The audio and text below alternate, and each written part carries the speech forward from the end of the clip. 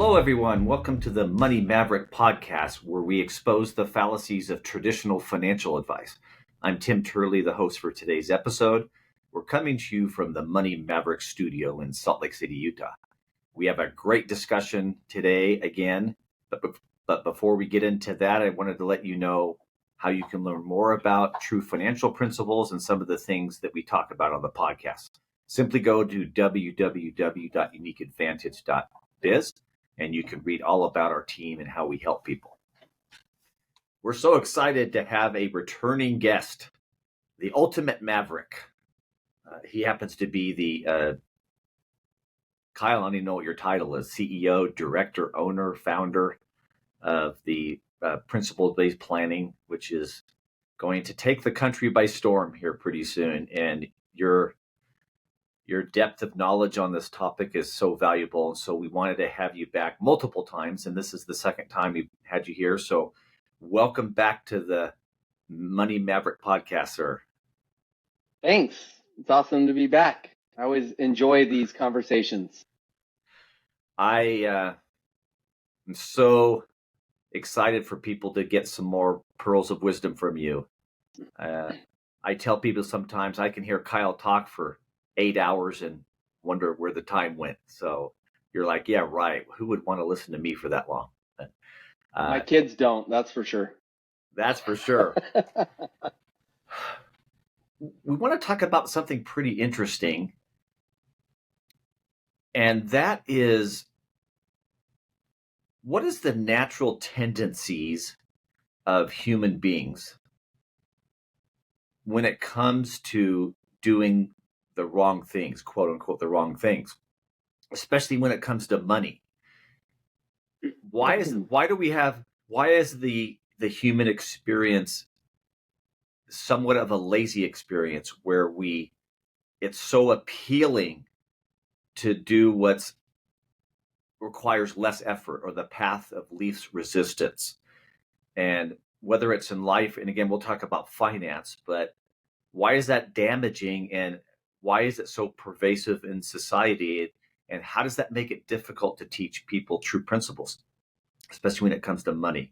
So I just wanted to let you run with this because it's an important topic, and it's it should be a wake-up call. So for our listeners out there, pay really close attention to what Kyle is saying and see how it applies to your life right now. And I think this will make a big difference. So Kyle, tell us your thoughts on that general topic, and let's just dive in. Yeah, it's just a lot of things were coming through my head right as you were introducing the topic. I think I thought about basketball players and how when you're a young basketball player, you're just full of energy, right? And you run like a chicken with your head cut off, and you have endless and boundless energy, it seems like. And then as you get older, what happens when you play basketball? As you get older, what do? Slow down. Why? Because you don't jump as high. Your bones and your muscles cannot handle the wear and tear and the friction and have the same abilities they did before. So we seek to be more efficient, right? So in our movements in basketball, we don't have boundless energy. We realize that kind of mortality is staring us in the face. We're like, well, I can't jump over tall buildings anymore. I have to, use fakes, and I have to use good footwork and all that kind of stuff. So you get more efficient.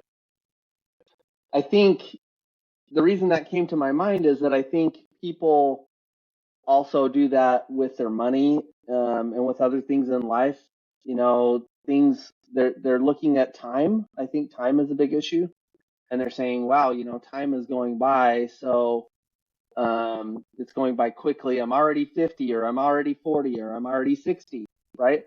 And I don't have time to learn a lot. I don't have time to to become an expert at something.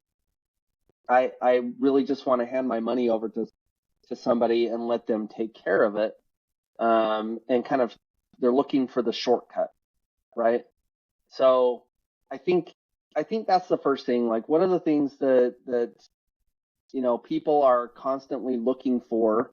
It's a natural tendency, is just What's the easier path? What's the one that's going to cause, what's the path of least resistance, right? And unfortunately, when it comes to many things in life, and money included, that leads to pretty poor decisions, and generally, not success. Now, there's times when the path of least resistance could be a good thing, I guess, right? Sure. Yeah, like when we get older and we're playing basketball and we're like, you know what? I'm not going to drive to the hoop anymore. I'm going to shoot 3-pointers. And it protects you from getting injured, right?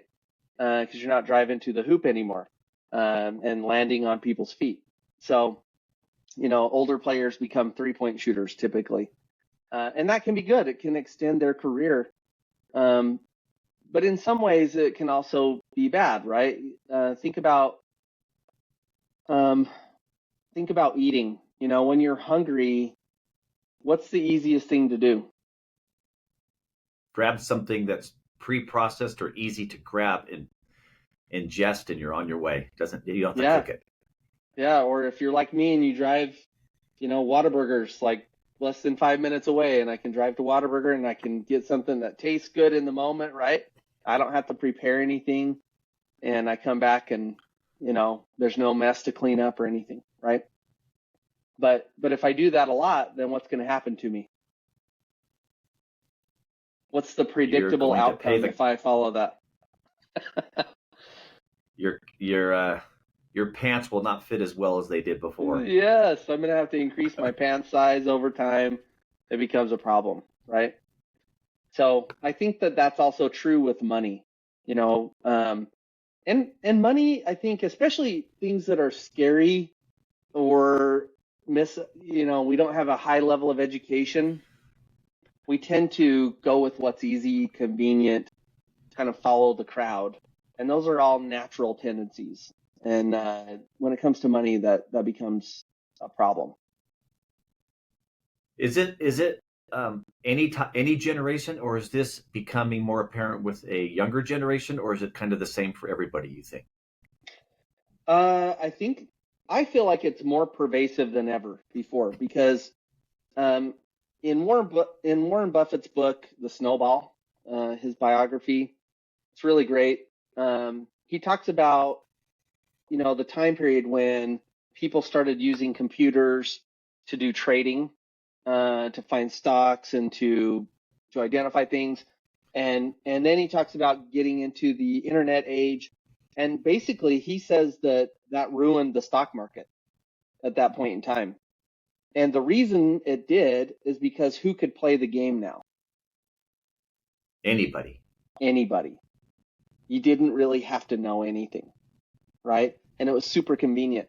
And that's only become more true, right? In fact, people now get hired with an employer, and because of Wall Street's lobbying, they've made it so that there's actually a tax advantage, a tax benefit to employers who automatically enroll all their employees. And so it used to be that you had to actually choose to enroll when you signed up for benefits and stuff. And now employees are just automatically enrolled in their retirement account, and they're going to have money pulled from their paycheck every paycheck automatically. They actually now have to do something to stop it, and before they had to do something to start it. So we're money mavericks here. Who specifically was responsible for making this so easy for people when it comes to finances and money? Who's behind this advertising push, so to speak? Well, so I would just lump the group together as financial institutions in general, right? So financial institutions have figured out that, hey, the natural tendency of people is to find the path of least resistance, and that's what they do. That's what they're going to go with.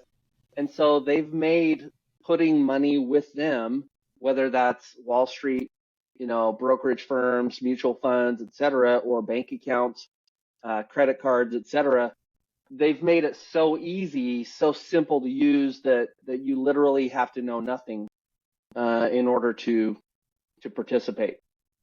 And they've made it super convenient. So why is that a bad thing? Well, it wouldn't be necessarily if financial institutions really cared about who you are and they wanted to help you achieve financial freedom.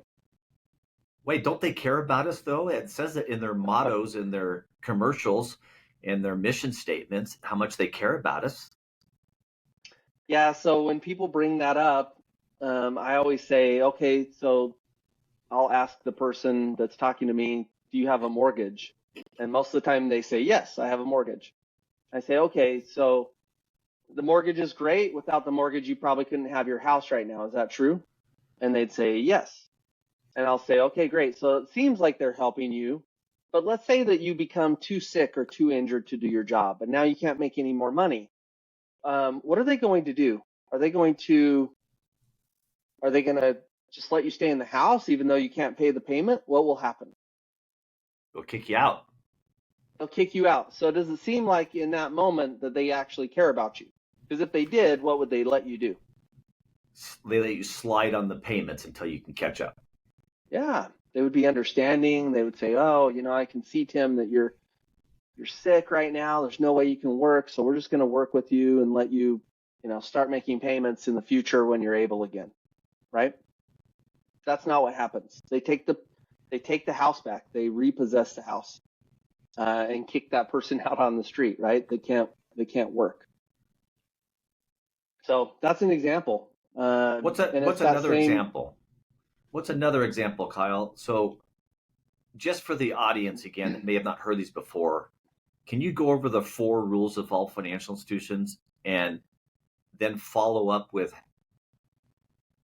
what other evidence is there that they don't really care about creating wealth for us, the customer? So if you Yeah. can review the rules real quick and then follow up with some examples of how they really don't care about building wealth for the customer.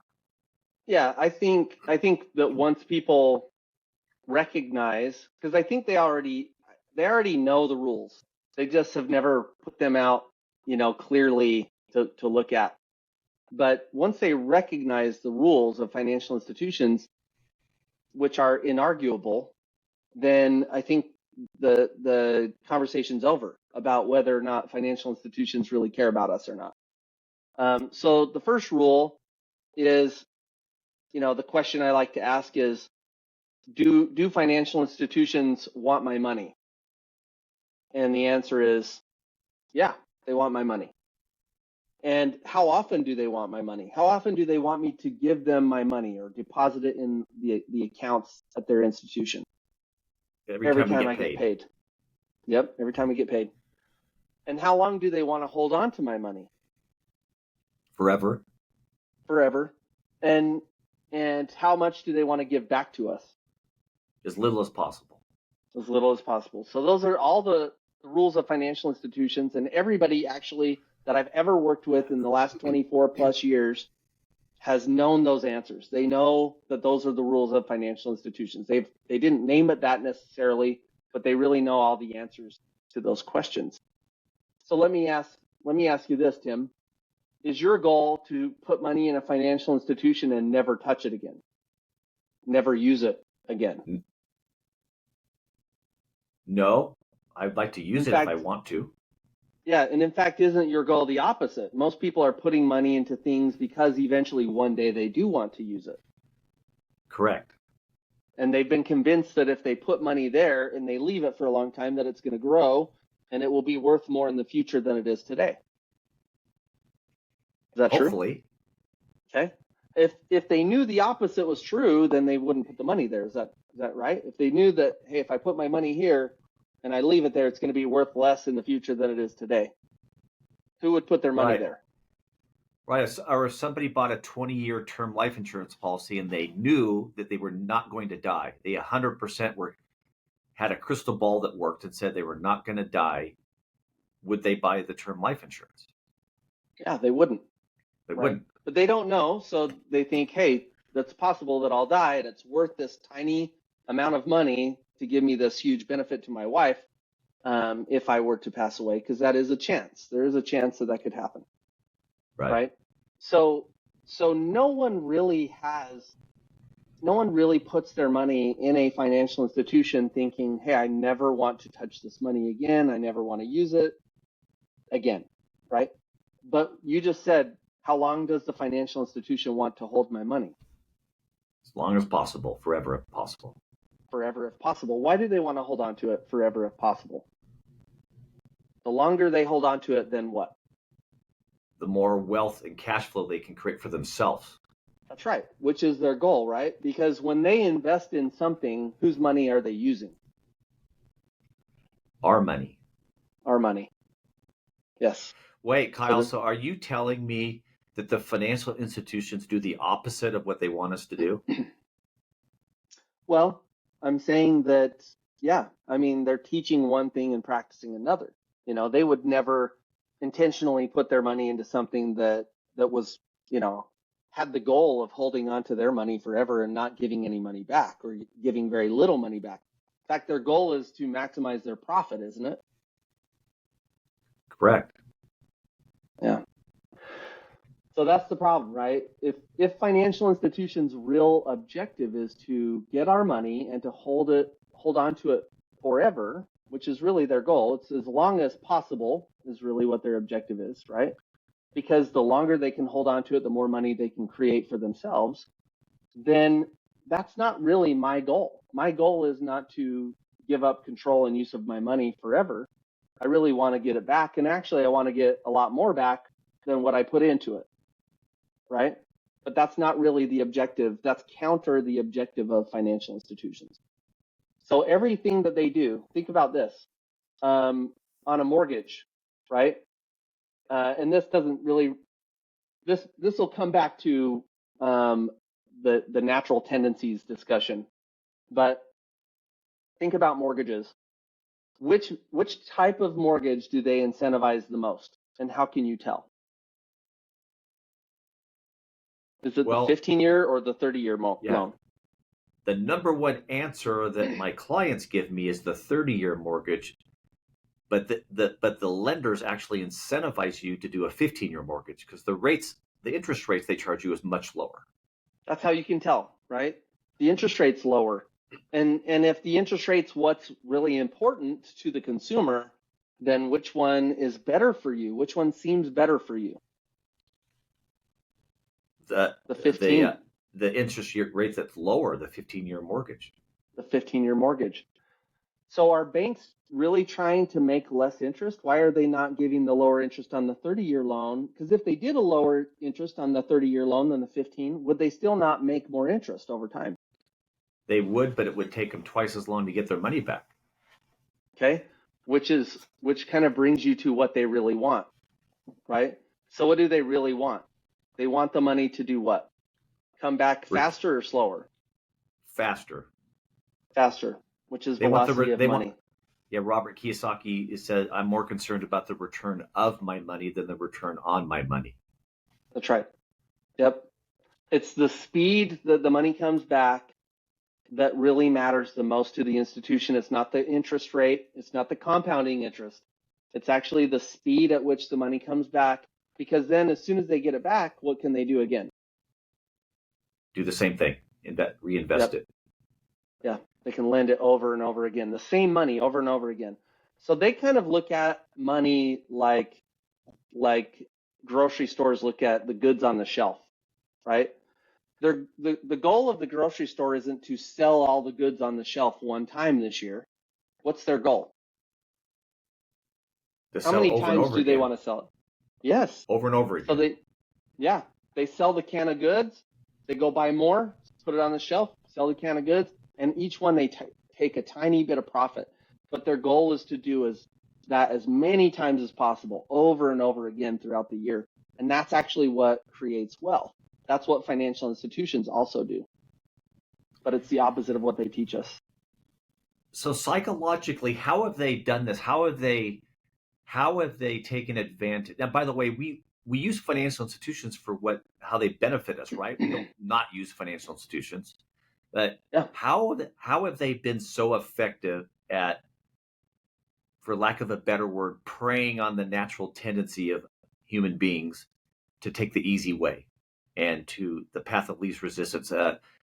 How have they done this? Why is it such a pervasive tendency, especially when it comes to money, for people to just give up control of their money and not really think much about it because everything's going to be okay according to the advertising. But so how have they done this? How have they taken advantage of this tendency?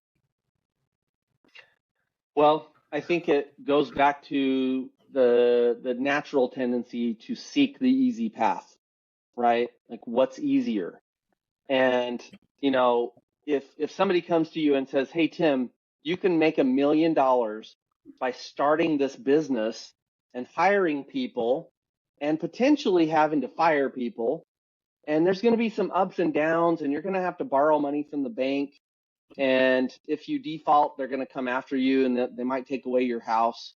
They may do all these things. So there's a bunch of risks, and it's going to be a lot of work, and you're going to have to study, you know, all these books, and you may have to go to college and actually learn something about this in order to be successful. There will be a pretty significant investment on your part, not just of money, but you can make $1 million by doing that. That's one option.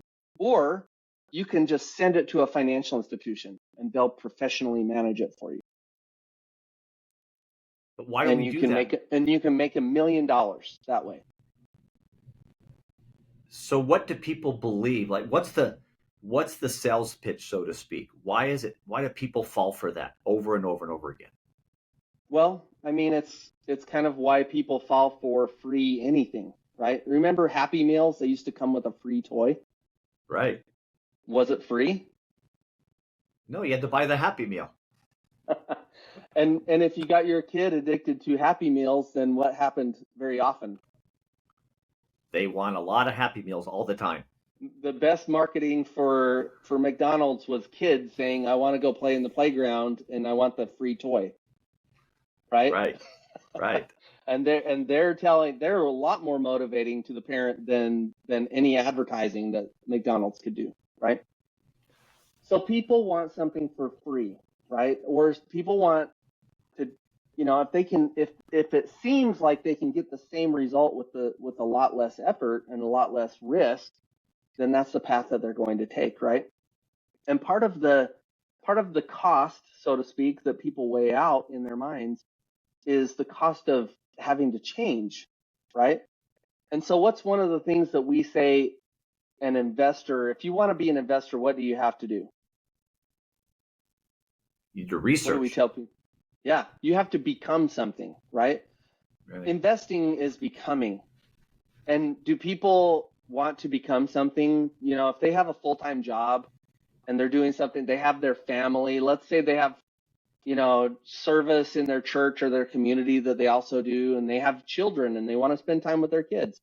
How many people want to have to learn something else and become an expert at something else that takes a lot of time and effort? They don't. It's too much on their plate. They don't want to worry about it.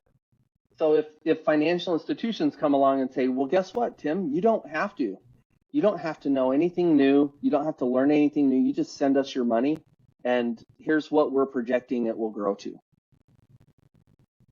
Doesn't that sound easier? And then you don't have to change anything in your life if you follow that path, right? So let's give an example about that. And again, so let's use the most common tool that people use for their quote unquote retirement. Mm-hmm. It's just the most popular right now, at least in America, the 401k. And we're not bashing the 401k. It's just a tool. It does a different thing than other financial tools do. But maybe this is the best example of how the path of least resistance and not wanting to do the work happens. So what happens with a new employee benefit meeting they sit in the company benefit meeting and they explain to them their health insurance and some free life insurance and accident and disability and maybe disability insurance, that kind of a thing. And then the representative from the 401k management company, it's his turn to speak. So what is a typical conversation that this 401k rep will have in front of a group of employees that feeds into the employee's tendency to not have to worry about their retirement? Well, if they're smart, their goal is going to be to make this sound so easy. And they're also going to make it sound really urgent. right?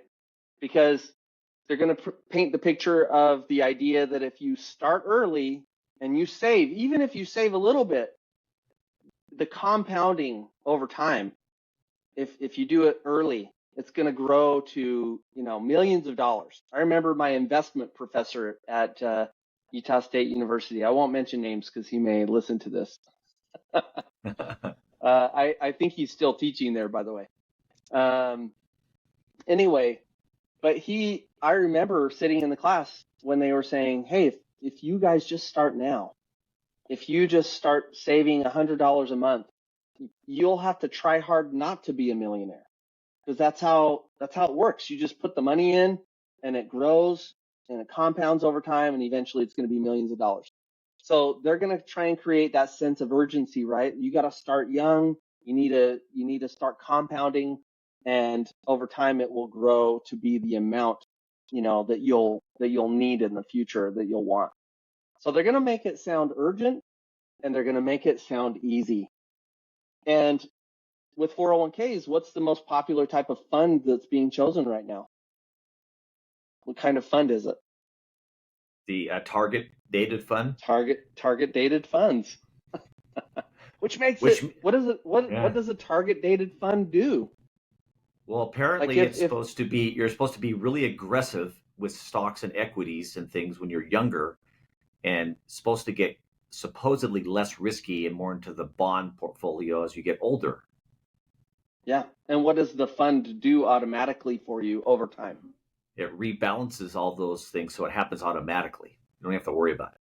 Right. So before target dated funds, what did the employee have to do? What did they have to know to do over time?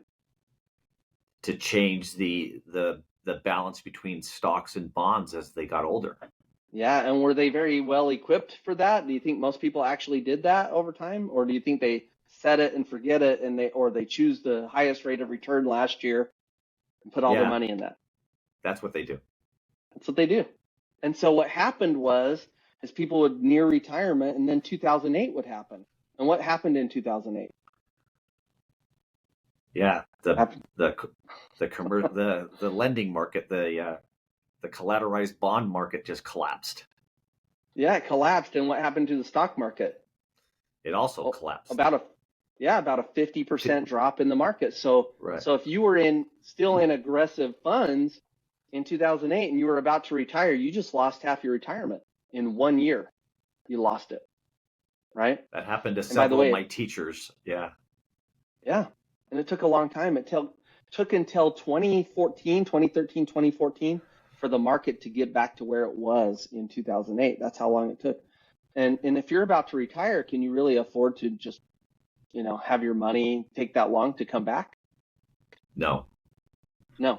So these target dated funds seem really appealing because they're just going to do the work for you. They're going to rebalance so that as you get older, you get closer to that target retirement date, right? Then you're in supposedly more secure investments, right? But how many people really even know? How many people really check to see where they're investing the funds? In the target, little to none. Yeah. So they don't even know. They're just trusting, right? Because the name of the fund says that. Well, let's go back to the trusting thing. The financial advisor tells people and employees that the market has averaged 10% for the last 40 or 50 years. And this is a financial professional, someone that's an expert. So why wouldn't I trust that? If it's done 10% on average, I'm going to get a 10% return on my money, and that's going to be worth millions of dollars when I retire. What's wrong with that? Yeah, I mean, what if they're wrong? They can't be wrong. They can't be wrong? They're financial institutions, and the guy has a really good suit on. At heart. Yeah. And they have our best interest, right? As we talked about with the rules of financial institutions, they want our money so that they can hold it the least amount of time and give us the most back, right? That's their goal. Yeah, but hasn't the market done 10%? Hasn't it returned 10%? So why wouldn't that be a good thing? So I mean, even if it had, which it has not, Okay, even if it had, is that enough? Well, they told me it was enough.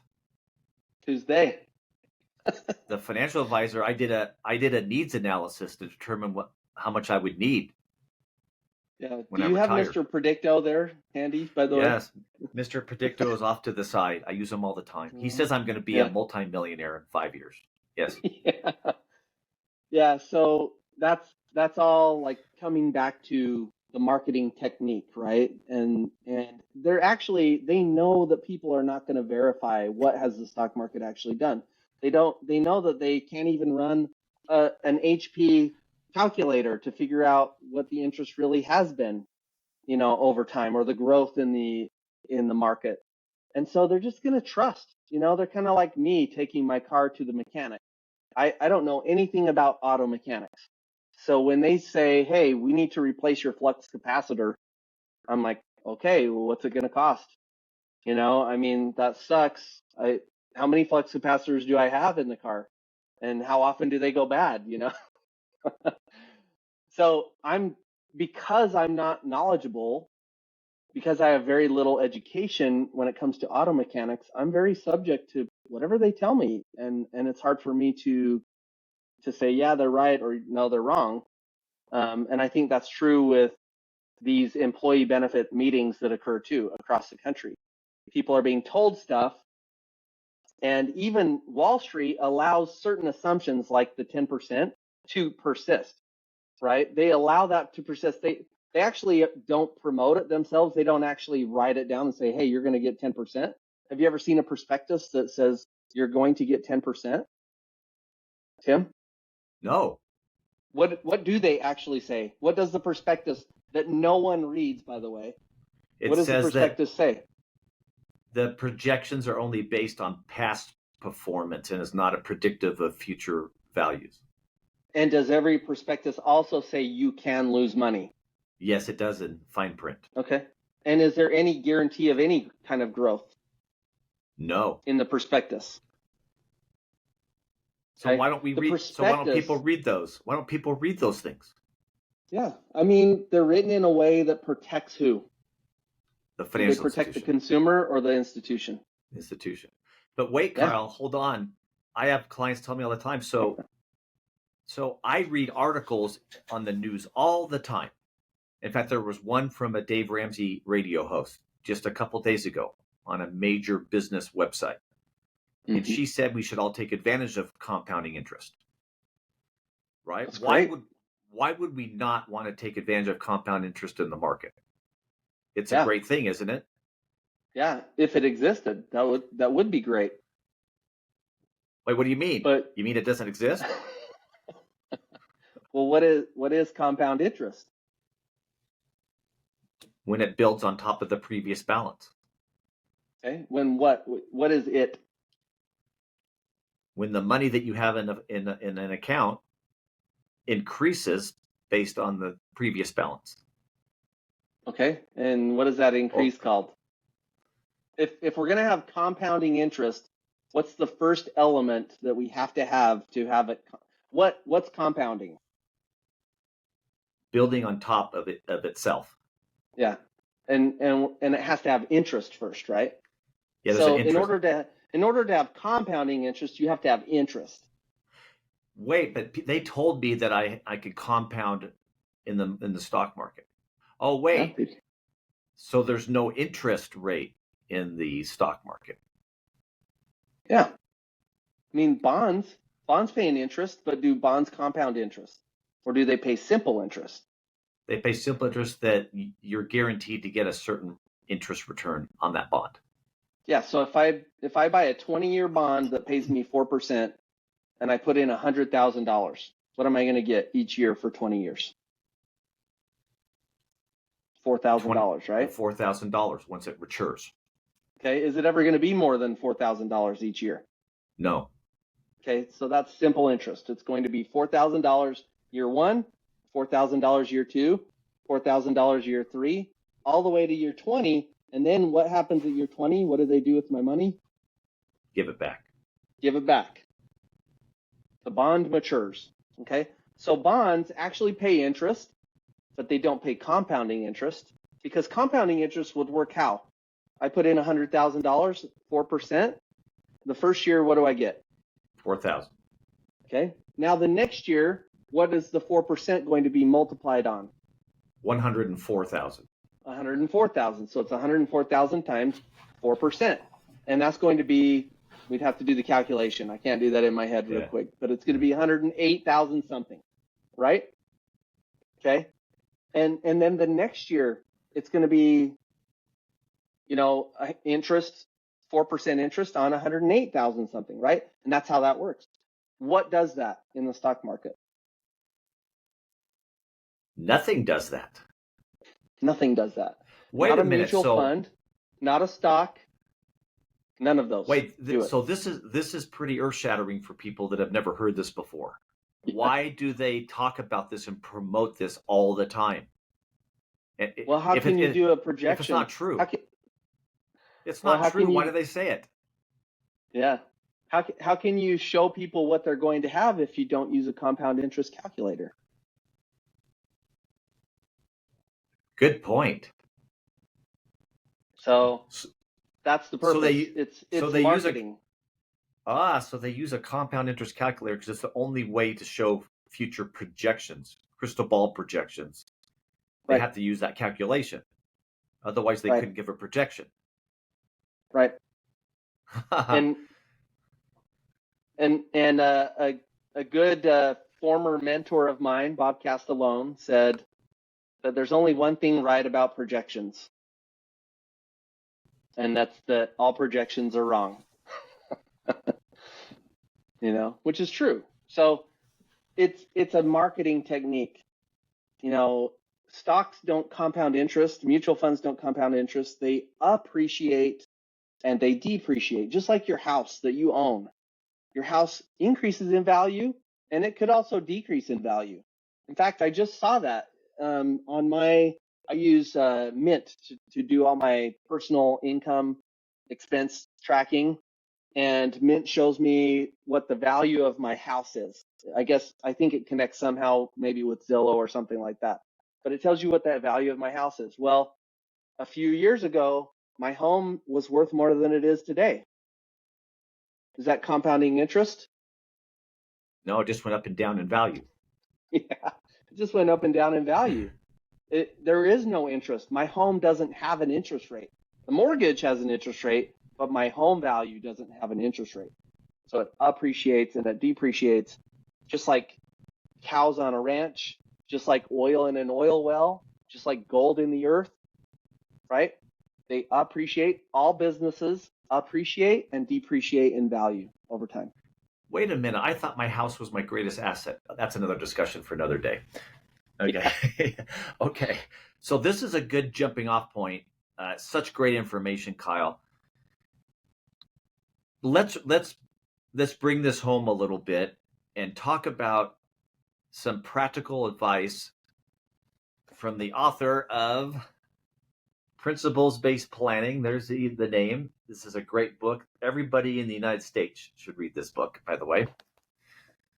What's some practical advice to combat the natural tendencies that we have as human beings to be sheep and take the path of least resistance and do the easy thing because it sounds great, and people that we supposedly should trust are telling us it's all going to be okay if we follow the rules? So what's some practical advice that our listeners can take today to overcome that natural tendency? I think the first thing that they could do or should do is look back in their lives and say, what have I actually succeeded at in my life? What are the things that I've actually done well at that have persistently been successful, right, for me? And what are the requirements? What were the requirements or are the requirements for that success? How much effort did I have to put into it? How much knowledge did I have to have? How much time was involved? What are the principles that I can take from my successes in the past and then how would those apply to money, my financial decisions? Really, when anybody hears the word free, like if you're walking on the street, like you go to a tourist, anybody who's gone on a vacation somewhere, a touristy area, and somebody comes up and says, here's some free bracelets. What do you know immediately? Like, what's your reaction immediately? There's a catch. There's a catch, right? That should be a red flag in your head that goes up every time, right? And it does in those situations for most people. When it comes to money, that same flag should pop up in our head, right? That same warning of saying, you know what? If this is so easy and nothing else in my life that's been enduringly successful was easy and required no effort, no knowledge, no time on my part, how is this going to work where I'm not using those same principles, those same requirements for every other part of my life that are required for success just somehow aren't required here? Or should they pop up a red flag in your mind saying, hey, there's a chance this is just smoke and mirrors, right? That this is not actually going to work out well. Hopefully, that's the practical advice, I think, is to look back what's successful, what was required to achieve success in those areas, and then how does that apply to money, right? And how can I apply it to money? Love it. Great Money Maverick tip of the week. Thank you so much, Kyle Christensen, for coming back on one of many visits we'll have. Again, where can people find a copy of your book? On Amazon.com. Amazon.com, Principles-Based Planning, Kyle J. Christensen. And where can people get a hold of you or find out more about you as well? Best place to find out more about us would be to go to uniqueadvantage.biz, and that's B-I-Z at the end. So uniqueadvantage.biz, and we've got some great articles there. You can also find us on LinkedIn. We post a lot of interesting articles and posts. Check those out. We'd love to hear from you. Thank you so much again, Kyle, and our listeners. Hope you have a great week and it can take some really good things from this conversation and make some changes. Thank you again for listening. We'll see you next time.